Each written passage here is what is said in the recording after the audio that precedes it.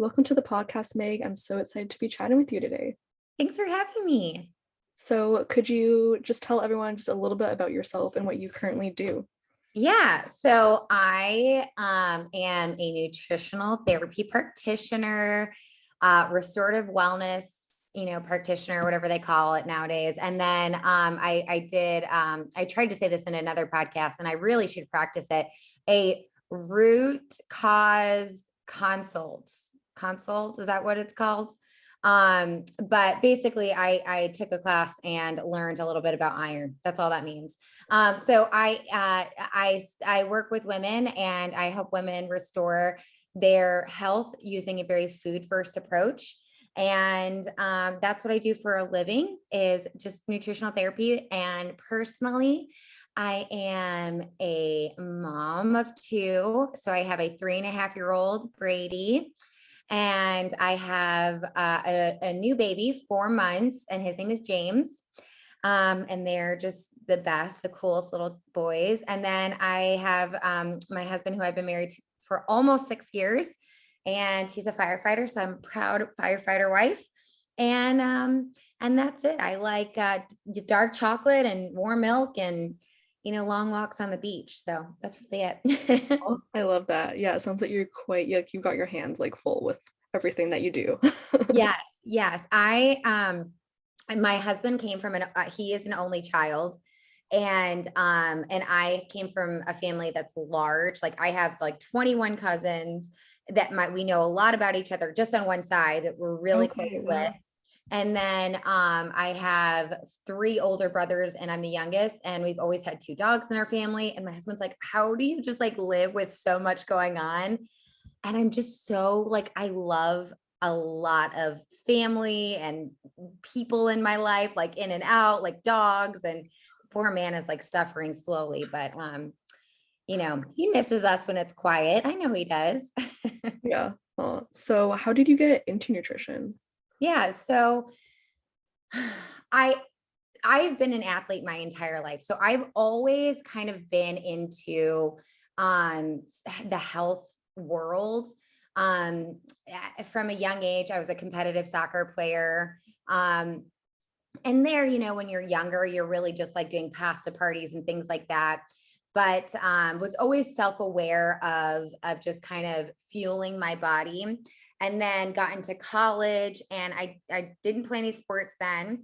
And when I was in college, I just kind of remember trying to explore health and also trying to figure out like, maybe why I was putting on like the college 15, besides the beer.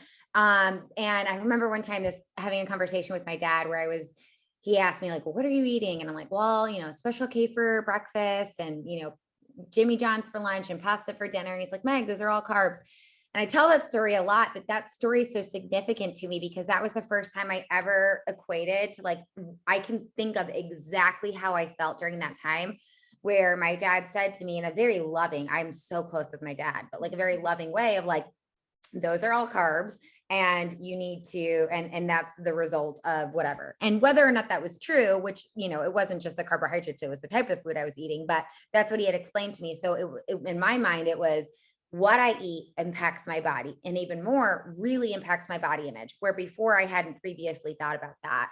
So I dove into quote health, and really what that meant back in the day, back in 2007, it meant magazines. And so I was really looking for all these inspiration of like, what was health? And it was all engraved, like what culture defined as health, and what culture defined as health was very a certain body type and, very, either having muscles or very thin. And I just tried to, do what I thought was what was right. And then also had some, built up trauma that turned into an eating disorder on top of, I would say, disordered eating habits. Anytime you hear me talk, I always separate those two because one was bulimia, and then the other one was disordered eating habits, where I was fearful of fruit. I was fearful of carrots. So in my approach as a person, if you ever follow me on Instagram, or if you ever follow me if you work with me, I'm very, I try to be very relaxed with food. No food is innately bad, right? Like I had to reteach myself all this stuff. So when I basically tried to redefine what health meant, not by culture standards, but by, you know, what I was learning about the body, is really what kind of made my health journey take off. And it actually started to really, and you had sent me over questions, so I know you're going to ask me this question about the bodybuilding. So what really started to like kind of shift me into that was I had kind of gotten the interest in nutrition because of, you know, like I said, culture was telling me what health was, and I was trying to figure out what that meant by what I was eating, but it was still really twisted. Then I got into bodybuilding and I was really competitive, and did a lot of, like, if you ever heard of the Olympia and the Arnold, and was paid to do a lot of fitness modeling stuff. And that just made me even more restrictive and fearful of food and eating really crazy. And then by the grace of God, I got into like more sports type of stuff again, and went after performance. And when I was going after performance, then I tried to eat again. And then I tried to understand food, and I hired a coach. And this coach was really great. And she asked me about my period for the first time. And when she asked me about my period, I was like, wait a second, what does that have to do about anything? Turns out I wasn't even getting a period. Didn't really think too much of it at the time because I was so concerned about performance and, you know, losing a little bit of weight to lift really heavy. And that just wrecked my world into turning in my entire thing into, how do I learn about the menstrual cycle? What are my temperatures mean? What is a full thyroid panel? You know, how does food support my body? How does the whole systems work? I feel like that's very like the timeline of everybody's, a lot of people's story. You're like, what? A full thyroid panel. And then you just go crazy from there. Learn about Chris Kresser, and then you keep going. Yeah. So that's like my whole story. And I know that was kind of a lot, but that's truly what got me into where I am now. And just caring more about nutrition from being an athlete in the fitness industry my whole life. I like that though. That's just like amazing, like that turnaround from like, just, I guess, like you said, just eating like carbs, and then just really wanting to, like, I guess that really projected or like started your, you know, that interest in like nutrition, even though you had to go through like some hard things, and then figure out like your period, your cycle health, and then studying nutrition, you know, it's just like, yeah, amazing. And when I think about it, and I don't know how your experience with clients or your own personal story, but when I think about it, it's almost that there's so many young women that are trying to figure out not only who they are, but getting comfortable in their own skin and figure out where they fit into society. And when society and culture is defining that standard of beauty, it's hard not to figure out how you fit in to get to what their standards are. And then it's almost like every time you try to do that, it's more and more damaging. And when you become more and more, I guess, engraved by culture, almost the more sick you get. And then the older you get, you try to step out of that and figure out, wait a second, what just happened? And you look back and you're like, whoa, and then, and a lot of this, especially for people you and I, we just go deep into this as a career and try to shake things up a bit and say like, hey, this isn't what health is. Let's get louder voices than what culture and society are currently having and defining health and beauty. Yeah, that's so true. Yeah, that exactly, like, it leads me into my next question. So like after you finished bodybuilding and like doing that, how did you recover, and what steps did you take to like heal your body image with that? I was thinking about this question when I was looking at it. I'm currently reading a book called Breaking Free of Body Shame, Being in Postpartum. And I was thinking about that story. And, you know, I previously used to say that when I would talk about body image, I would say that a lot of what I did to recover from self-objectification, meaning every single time I would look in a mirror, I would pull my shirt up and I would turn sideways and I would look at my arms. I'd feel my arms. And if there was any extra fat in between that wasn't muscle, I would sit down and kind of grasp my stomach. I would, like I said, lift my shirt up. I would look behind my legs, see if there was any extra cellulite. That's a state of self-objectification. And anytime I was in that state, I would say that I learned tools to kind of snap me out of it, whether that was immediately going for a walk, changing my environment, putting on a fun song. And those tools worked when I was in the midst of healing from disordered eating and an eating disorder habits. I would say that my personal story, counseling for my eating disorder didn't quite help as much as I use counseling for other things. But really helping learning tools that actually immediately stopped that thought process of self-objectification and then move on. So that used to work for me. And then I started to unfollow accounts, and then I would follow accounts that were really speaking life into the body. I learned when I was learning about nutrition, it really inspired me to eat a lot of different foods because of understanding the mineral and minerals in them, vitamins in them, the macronutrients in them. So just the nutrients in foods. And I was like learning what all these nutrients did for your thyroid and your eyesight and your digestion and your skin and your hair. And it was inspiring me to want to eat these foods and feel really good about it. And that worked for a little bit. And then I got pregnant and I had to redefine what did I actually believe about my body again, right? Like it's almost like when I was thinking about that question, I was thinking, man, it's almost like every single season of my life where my body has changed, I've had to re-implement different tools and pile them on top of each other. And some tools work now that some tools didn't work before. And I feel every season of life that my body changes: pregnancy, postpartum, pregnancy again, postpartum again, healing weight, losing weight, all of these things that my body has gone through and my body has changed. I've had to implement how I viewed my body and talk about my body in different ways, whether that was shining light on who I was as a person and what my body allowed me to do, or if that was just recognizing that I was a little uncomfortable in my body, like postpartum, and that's also okay to feel a little uncomfortable and also appreciate your body in the same hand, right? And so to answer your question, I think that I'm always learning about how to love my body in each season, and I'm pulling different tools. Currently, it's reading that book, Breaking Free of Body Shame.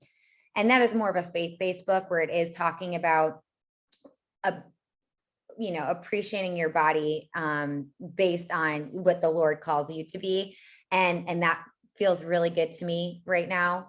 And then also, I would say that sometimes it is not doing much of anything and just kind of stepping away from putting too much emphasis on even thinking about how to support my mental health with how I'm viewing my body. Sometimes it's just like, I need to not think about it today, and that's it. Does that answer your question? No, that does. Yeah. I feel like, yeah, definitely like for different seasons, like you said, like when you're pregnant, postpartum, when you're, I don't know, like in your 20s, you're single or whatever, like it's different, and it's just so different to like walk through and just see like what works for you in like that period of time. Yeah. And it's almost like as culture, and it's hard not to talk about body image and culture, because when you're single, culture is asking for one thing from you. When you're healing, it's supposed to look a certain way, or maybe you become okay with, quote, the healing weight, but then you're like, okay, this is healthy, I'm healing. And then all of a sudden, you're now trying to figure out now aren't I supposed to look like, isn't my health supposed to look a certain way again? And then you're postpartum. Well, how am I not supposed to get my postpartum body back, but also want to feel good in my own skin? So it's almost like culture you're always trying to figure out that balance of like feeling good in your own skin and speaking life into your own body and rejecting culture, while also like culture is bombarding you with like all these things. And as much as you try to speak life and follow these accounts and, you know, only view these things, it is just the truth of what culture portrays and what health portrays health. And you're in each season, you're just shifting and trying to figure out exactly what that means to you at the time. Yeah, I think that's true. Like you said, like for one season, something may work, another season might not. And you just kind of have to like navigate that in Yeah. a sense to like figure out. But I think that's great, like how the way like you answered that, like, you know, in each season it's not gonna look the same. It's gonna look different. No, I think about it like when I think about stress, like I'll have I have a lot of moms that I work with, and not all moms, but a lot of moms. And I'm always having to remind them what I've had to learn is that just like at some point, stress when you're single may look like having a quiet morning and maybe meditating or praying, soft music, diffuser, smell is, you know, quiet environment, and you're stepping into your day. But when you're a mom, you may have a blowout of, you know, poopy diaper, a kid that doesn't want to come down the stairs because you cut a sandwich wrong. And, you know, like, and then 2 dogs barking in the background. I'm not saying that's what just happened to me, but it may have been.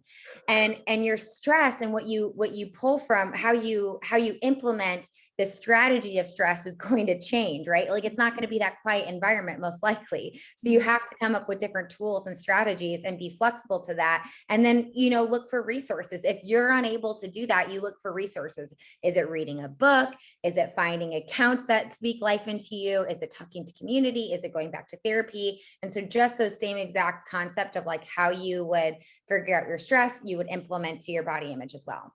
No, yeah, I really like that.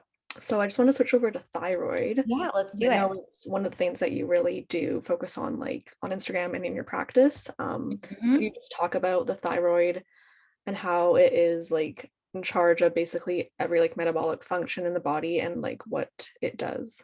Yeah. So, I mean, no, that's honestly a lot of what I would say. The thyroid is, the thyroid, when we talk about metabolic health, we're talking about thyroid health, controls every, every system in the body. So digestive system, it is, plays a role in your immune system. It plays a role in your, hormones. Thyroid and progesterone go hand in hand. So when we're talking about the thyroid, when I talk about the thyroid in general, I really love, I don't know if you've ever read Dr. Bretta Barnes' book, but I really love his book. He's an endocrinologist, and he has since passed, but he's the one that really, if you've ever heard of taking your basal body temperature, he's the one that really talks about that. I mean, he wasn't the only endocrinologist that using your basal body temperature, but he is one that used it in his practice and really stuck by it, even adjusting thyroid medication. And so what that was that your basal body temperature should be at a certain marker in order to define whether or not your thyroid is working optimally or it's working subclinically. So working low. So if it's not working as optimally as it should be, your basal body temperature, so your first morning temperature, is going to be on the lower end. And so what this endocrinologist would do is he would take his patients and he would put a thermometer in their mouth and he would check to see their temperature. And if it was low, he would then indicate that means it's a low thyroid. And so people would come, right, to an endocrinologist because they have bad acne, they have, and they're trying to figure out, is it hormonal? What's going on? They may come because they're constipated, their hair is falling out, their eyebrows are thinning, they're really lethargic, they can't lose weight, they're always losing weight. And this just goes to show that from energy to hair, your thyroid plays a huge role in your metabolic health, and it plays a huge role in how healthy your body can be. So it's one of the things that I do working with women is not only work on their basal body temperature, but we also look at their cycle, their menstrual cycle, to see the state of their health. So we can see if a client is coming to me because they have I don't know, acne. That's just had a client come to me with acne and irregular cycles. And so I had her starting to take her basal body temperature to see how long her cycle length was, and also where her basal body temperatures were throughout her cycle. They should shift a little bit. So you have your follicular phase, and then you have your luteal phase, and follicular is before ovulation. The luteal phase is last after ovulation, luteal last. That's how I remember it. And so when you ovulate, you produce progesterone, which should keep your basal body temperature up. What we saw when she was starting to take her basal body temperature was not only was her luteal phase really short, but she was also spotting a little bit, and her temperature is really low. So based on that, when she came to me for a period issue, we actually saw that it was a lot of thyroid health that we had to support, her metabolic health, in order to get her period and her cycle looking the way that it needed to. And it's especially to support that progesterone, because progesterone opposes estrogen. And oftentimes when we have acne, we have something called estrogen dominance. Yeah, wow, that's very much so like in depth, but I love how you like broke it down like that, because I feel like with acne, most people probably think it's like hormonal, but like you said, like it was thyroid that you There's really. always a reason. Yeah. So, and it can be hormonal, but Mhm. we always have to take a step back and ask, like, okay, so if it is hormonal, then what supports the hormones, right? And we're looking at the thyroid and the metabolic system. And if the thyroid's working slow, then your digestive system's working slow. And so when your digestive system and your liver play are go hand in hand. And so when that's slow, you may not be breaking down and absorbing food the way that you should be. It may cause what's known as a quote congested liver. So you're not clearing out hormones the way that it should be. And it's basically spilling out into these symptoms like acne and irregular cycle and spotting. And all you have to really do is just start to nourish your thyroid and your metabolic system. And then the whole body starts to work the way that it should be. And when instead of working really slow and causing all these backup issues, it starts to work optimally, and you're clearing estrogen through your liver, and you're pooping it out, and your body is running optimally. You're making enough progesterone. You're the happy, healthy hormone that is just, well, it's actually calming hormone, but that is just, it really is, I would say, this is actually, Dr. Ray Peat would actually say that progesterone is the woman's hormone. And I would agree to that when we can support the body as a whole, and we support clearing of estrogen and supporting the progesterone, then typically we have a lot of resolved of these specific symptoms. So with that, how do you know if your thyroid like is functioning properly in like the way like it should be?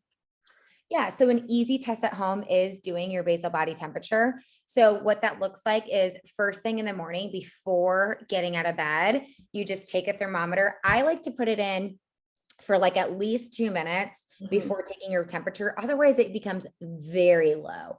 I've heard fertility awareness coaches say 10 minutes, but I don't know anybody that keeps that in for 10 minutes. I've never done it. I've like, every time I try, I'm like, I don't know.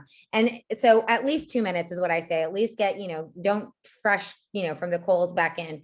So take your basal body temperature. And depending on if you know where you are in your cycle, then you could see if it's appropriate or not. But overall, gearing towards that 98 degrees is kind of where you want to be. It may be higher or lower depending on where you are in your cycle though. But that's the perfect way to check to see, how well your thyroid test is, and you're doing it at home, and it's free, right? Yeah. Well, I mean, it's like $10 for like a thermometer. Okay, yeah, you're paying for the thermometer, right? Yeah. Get a new one. Don't use one that if you have kids, because it's most likely you've done a rectal temp. Right. That's so true. And so how would you know if it's like sluggish? I mean, like you said, I guess like weight gain or like losing weight quickly, and then like what steps can you take to like support your body Yeah. with thyroid? So you could do the basal body temperature. That could give you an indication. But I would say if you have symptoms, a lot of my hypothyroid clients would feel like they may feel constipation. They may, like I said, have acne, hair thinning, eyebrow thinning, low energy. But then also you could have a non-optimal working thyroid if you are not eating enough. Mhm. If you aren't eating the right balance of food, so protein, carbs, and fat.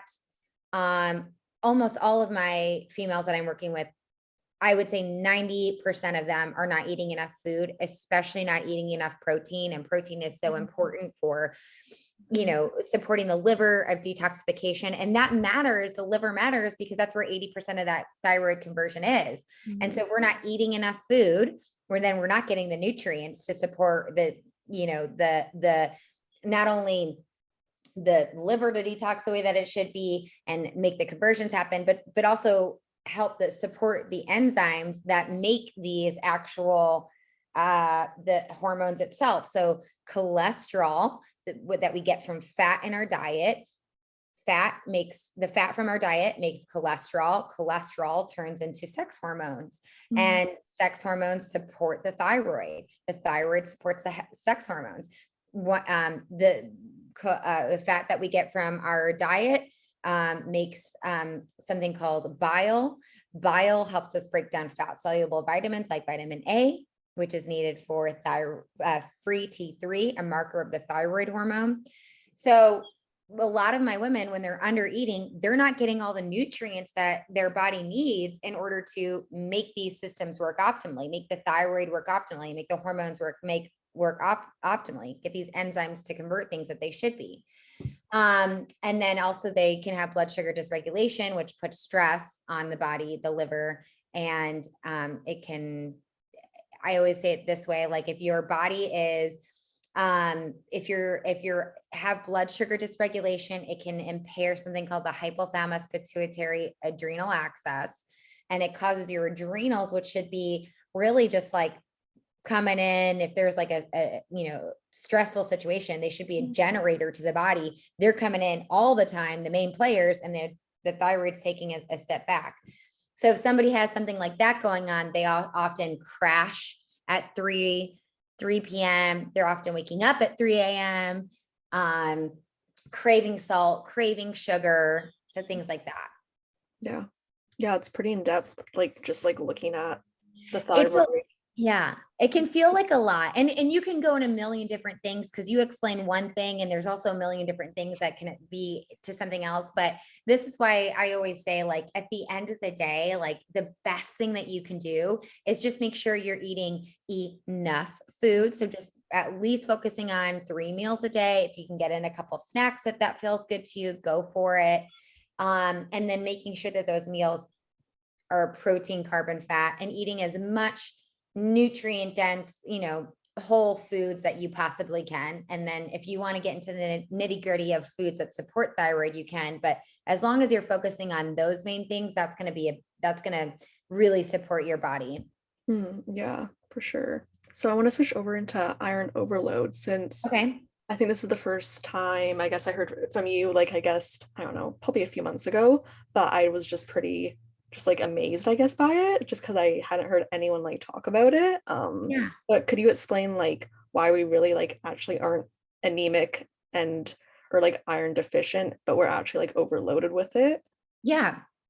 So, this, this stems from Leslie Kovley. She was, I think it was back in the 1930s or 50s. I hope I'm getting that year right, but she was a researcher on iron, and she was a major researcher on iron and vitamin D, and looking at how the body may actually not be, quote, anemic, and may actually be something called iron overload. And then among that, other researchers, and I don't know if you've ever heard of Morley Robbins. It does a great job of compiling these research, these actual studies and other research, compiling it and then presenting the information. And I took his course and was amazed by it. But The idea really is that we are eating these iron fortified foods, right? So like if you look at the back of a gluten-free, I was looking for a gluten-free flour the other day to make something, and it had 10 grams of iron fortified in there, and it advertises it like iron fortified food. You see it in your bagels, you see it in your cereals, you see it in your, by the way, I had a teacher say this, and we even tested it. I don't know if you ever did, but take a magnet and you take cereal and you can move it because there's so much iron in the cereal. Yeah. So we're getting an abundance of iron in our food. We're getting iron in our birth control, which many of us are on for 10 plus years. We're getting iron in medications, supplementations, a lot of supplements like a multivitamin will have it, prenatals will have it. So we're getting an abundance of orally intaking this iron. In addition to that, we're taking medications that will actually deplete something called retinol or vitamin A, which matters in a second. I'll explain why. And we're not eating these foods called organ meats and bee pollen and things that are really rich in something called bioavailable copper. So we're getting a lot of iron in our the way that we're eating and the things that we're taking. We're not getting a lot of copper, and we're not getting a lot of retinol, or we're taking things that are actually depleting of our retinol. So what can happen is iron can get, quote, stuck in the tissues, and we become, on blood work, it looks like we are low in the blood because it's getting stuck in the tissues, but we're not doing a full iron panel. And there's no way to actually really test it besides, I think it's like this liver, there is a way, but it's like really painful, and it has to test like, I don't even remember how it is, but there is a way, but it's very painful and it's not ever practiced. So what you can do is something called like a full Monty, which is a full iron panel. So this is, so iron gets stuck in the tissues. It's not showing up in the blood. They're not doing a full blood panel to see what actually is going on and whether or not the cofactors are moving appropriately or there to move iron appropriately.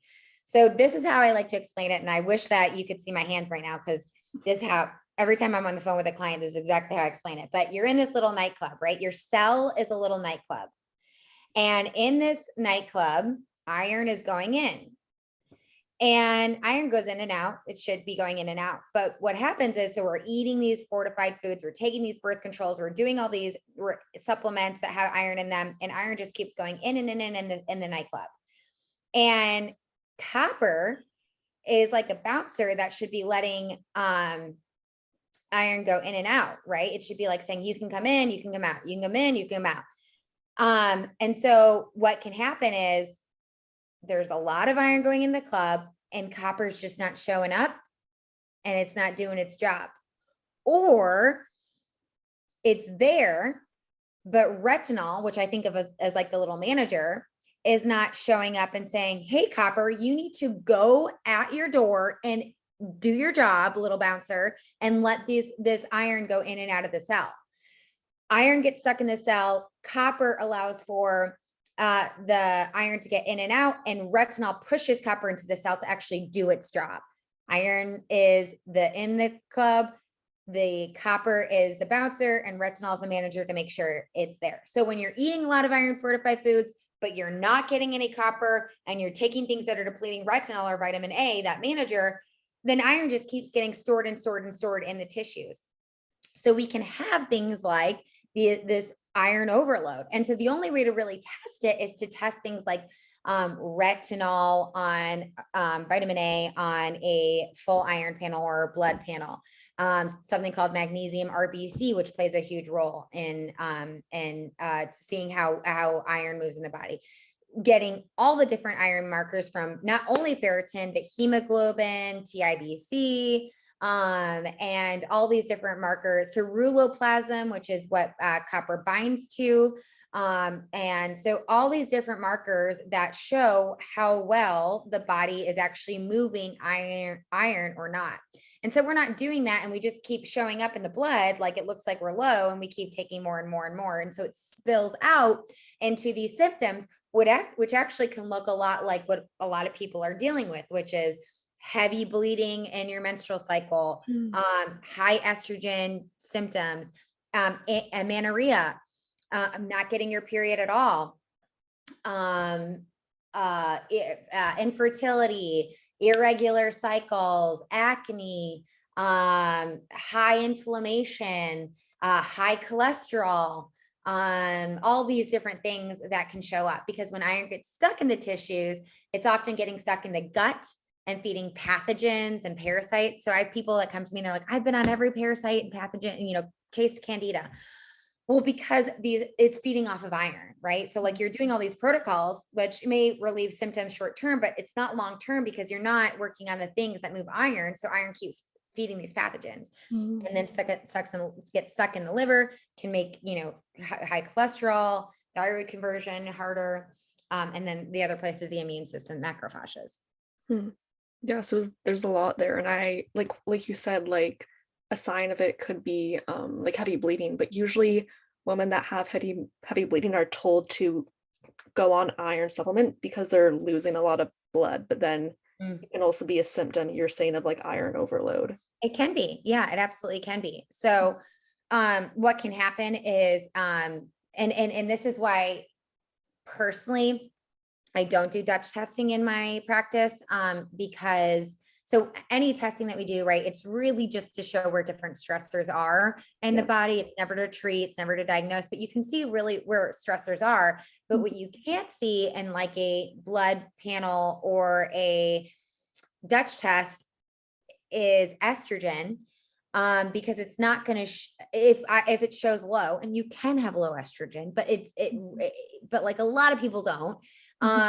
But if it's showing low, but you have high estrogen dominant type symptoms, what it actually can mean is that estrogen has then gone to the tissues, because that's an antioxidant, and tried to go where iron is going. And it's contributing to these, this high estrogen dominant type symptoms, like heavy bleeding, bad cramping, clotting, things like that. So it could actually show low in the blood or be normal, but actually be stuck because it's an antioxidant. So it's trying to go where the inflammation is, where the iron is, where all the oxidative stress is.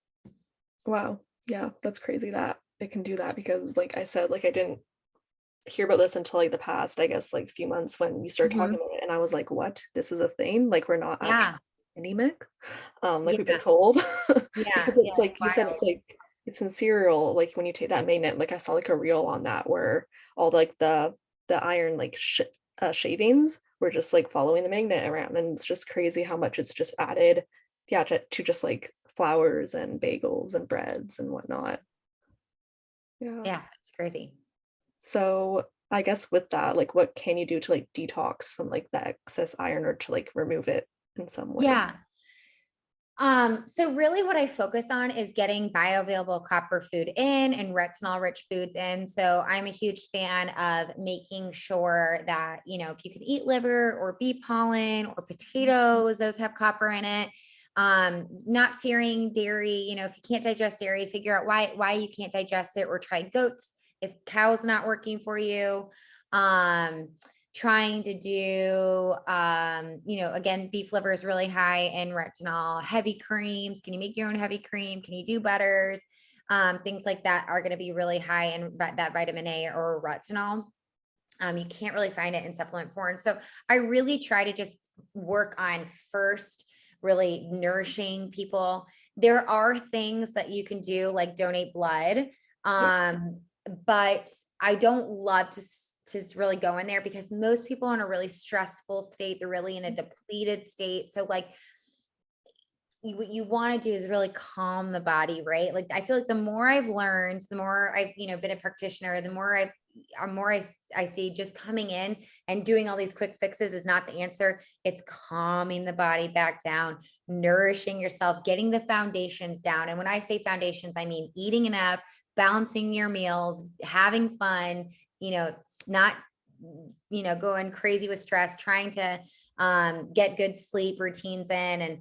And then if you've done all that and you're like, Meg, I'm there, I'm doing all that, then it may be something that you can look into with donating blood, and going to like a Red Cross. I mean, men, Morley would say is men should do it like 3 times a year. Same with non-menstruating women, and women that are menstruating. I think it's 2 times a year. So I think it's 3 to 4 for men, and then 2 times a year if you're if you are menstruating. But I really, came out hot with donating blood because it really seemed to help with people that we were learning in these case studies. And then when I was implementing it in my own practice, I'm like, wait a second, these people are not ready yet. Like, it is not something to do. So I would say if you hear that information, it's not going to be a quick fix. If you are not getting the foundations down, you have to get the foundations down first.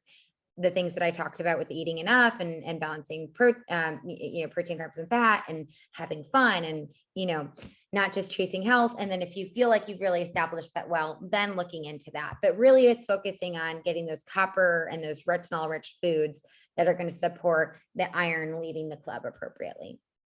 Yeah. So I guess with that, just focusing, yeah, like you said, like copper, like rich foods, especially. Would that also be what are they? Oysters? Oysters, yes. Yeah. Oh yeah, oysters. Yeah, good thinking. Yeah. And you don't want to do oysters, or you don't want to do copper without the retinol, because retinol pushes in. So like when people talk about copper toxicity, and maybe you could with copper pipes and stuff, but in copper IUD, I don't know the difference of that, but a lot of people do talk about copper toxicity. And if those things were not in the equation, is it copper toxicity, or is it retinol deficiency? I'd like to know what their retinol is, because if their vitamin A is low, then maybe they're actually just not pushing copper into the cell to be utilized. Maybe it's not that they're just have copper toxicity.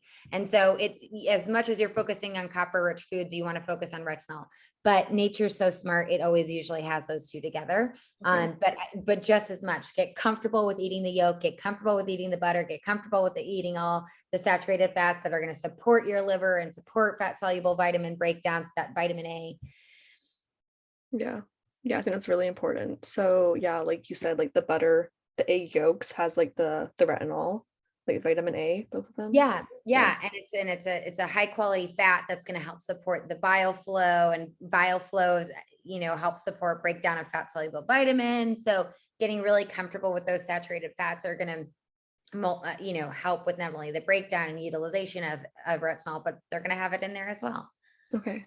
Yeah, that's really good to know. So I have another question that I actually didn't send over, but I know that you posted this a little bit back, just about like Candida and sugar. And usually with Candida, like cleanses or diets, like when you go on like a protocol, they say to avoid like sugar, starches, like at all costs. So with that, like, because I know that you made a post about it, like, is it okay to have like some sugar, just because like that is, I mean, just learning about the metabolism that I've just kind of been learning about over like the past 6 months, like your liver like does need sugar, like it runs off of like glucose like for energy. So like with that and like Candida cleanses, like how do you like approach that? Yeah, that's a good question. So I'm not a fan of starving out Candida, mostly because Candida will kind of hide into the intestines. And so you don't want it to, you want to keep yourself well nourished. Like in my approach, like I said, with healing. So I eat not whatever you want. I eat high quality sugars and suggest that people eat high quality sugars, even if they show up with Candida. What you don't want to do is starve it out and allow it to hide in your intestines and become a bigger issue. And it's not Candida. You're not going to starve it out and it's just going to be magically gone if you have something like iron overload that's going to keep feeding these overgrowths. If you keep having stress on your body that allows for something called leaky gut and these pathogens, opportunistic bacteria to inappropriately grow. So I personally am not a fan of it.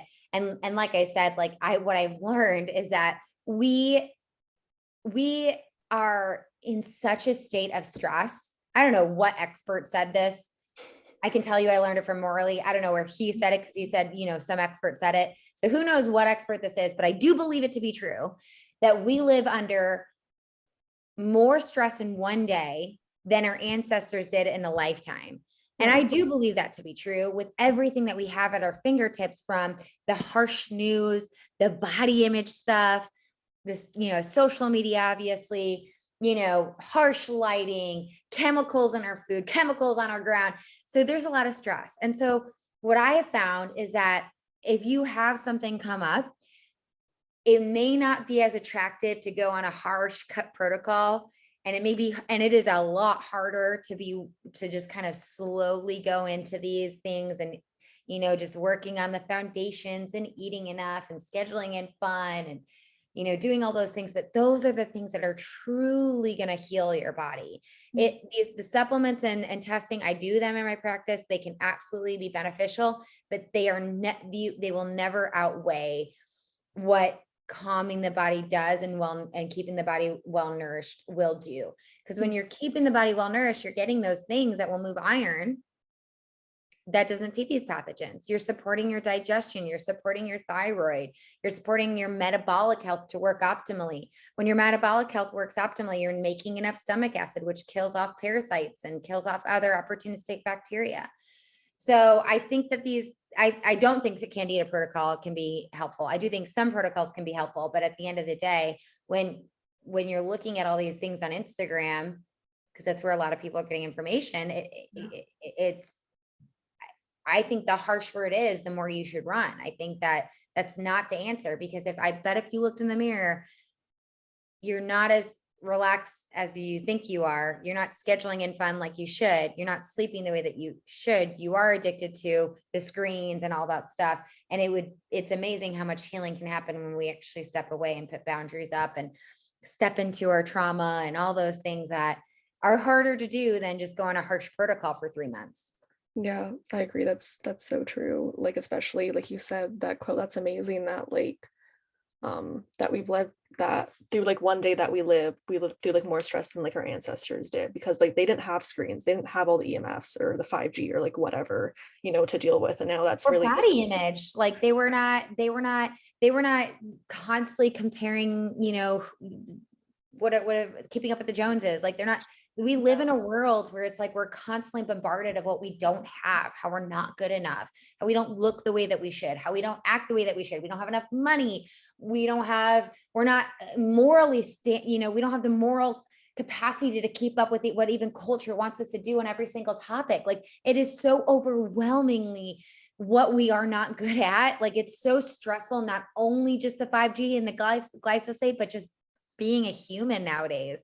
Mm-hmm. And it's hard we're not in community the way that we should be, whether or not you have kids. Like period. When I was single, I still longed for the same community, for people to speak into my life and show up the way that I longed for, which was loving and compassionate and caring and challenging one another in beautiful ways, not in ways of like making more money, Yeah.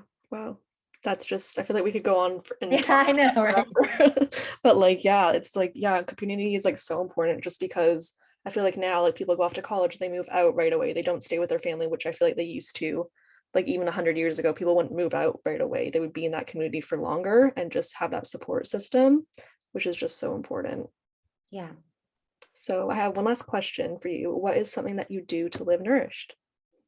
What is something that I do to live nourished? What is something that I do to live nourished? In this season of life, with a young baby and a toddler and my husband's schedule, because he's a firefighter, so he's gone every third day. The thing that I do to live nourished is, I'll tell you everything I'm doing right now. Mhm. I'm in therapy. My husband and I are in couples therapy. And I really focus on snacks, and I read before bed under red light, and I do a casserole pack. That's probably the extent of like really what I'm focusing on. There are things that I wish that I was better at that I'm not.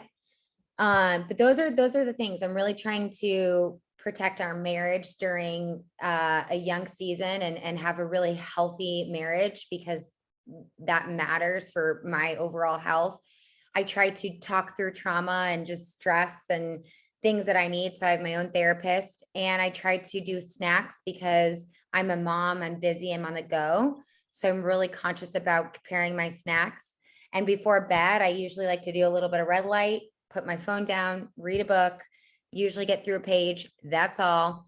And I'm currently reading a parenting book, and then do a casserole pack, and that's it. And that's about all I'm doing for nourishing. It's nothing crazier or, too extreme. Maybe non-toxic stuff. I don't really have a lot of toxic stuff in my home.